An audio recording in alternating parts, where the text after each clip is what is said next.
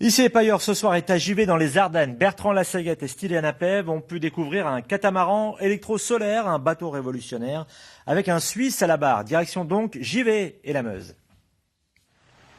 Bienvenue à Givet, ici et pas ailleurs, au bord de la Meuse, car on y construit un bateau très innovant, paré pour affronter un tour du monde et qui sait un jour devenir aussi célèbre que la Calypso. Hein ?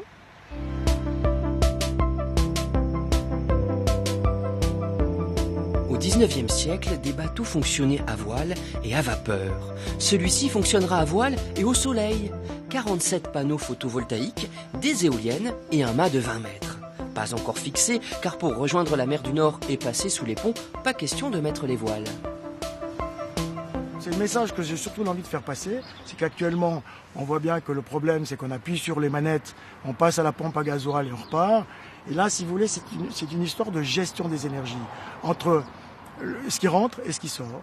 Donc mais en jouant sur plusieurs tableaux.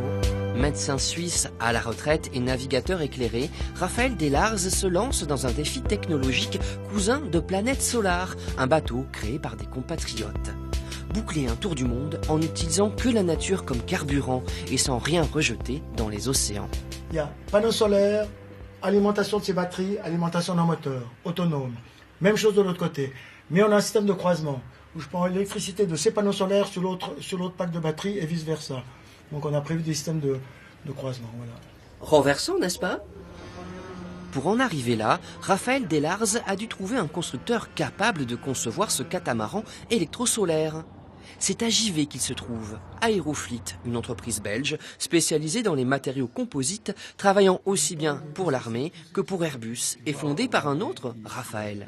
Ici, on avait fait des efforts, on avait fait les calculs. Ici, vous avez l'échantillon, par exemple, du toit solaire, vous avez de la mousse à l'intérieur et vous avez des pots.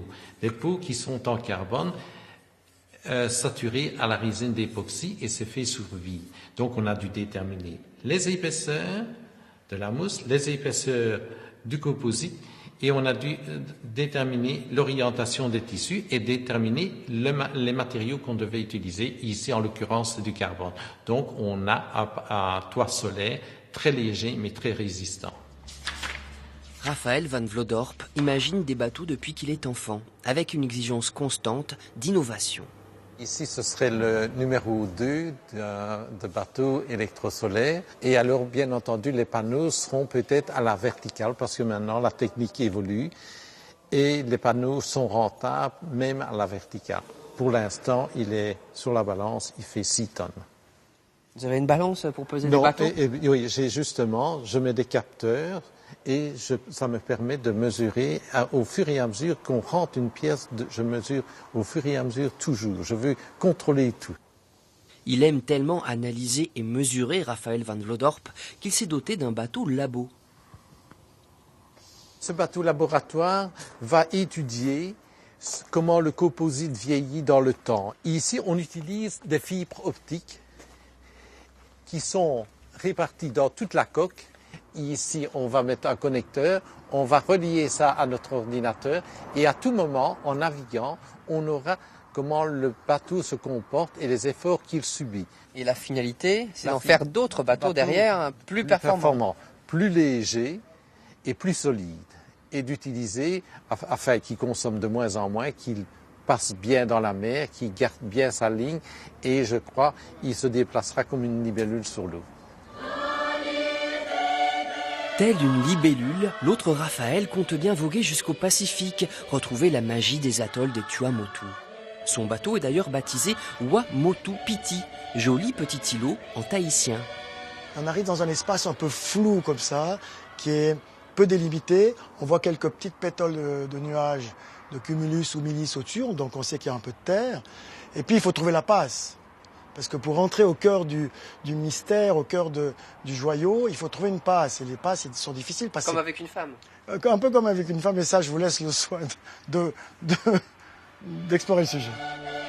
En parlant de femme, comment la sienne, Catherine, va vivre cette aventure au long cours ? C'est Constance. Bon courage, ma chérie. Je fais avec ou je fais pas, quoi. Donc, c'est un passionné. Et puis, c'est son rêve. Et donc, je trouve que c'est bien de respecter ça. Et on avait oublié de vous présenter un personnage important, le Mousse. Regardez, c'est Loulou. Il a même un gilet de sauvetage fait sur mesure. Elle est pas belle la vie? Félicitations à vous pour vos soifs d'innovation. Nous étions à Givet. La prochaine fois, nous serons ailleurs en Champagne-Ardenne. Puis beau voyage, belles expéditions. À bientôt. Ok, merci à vous aussi. Bon voyage aussi.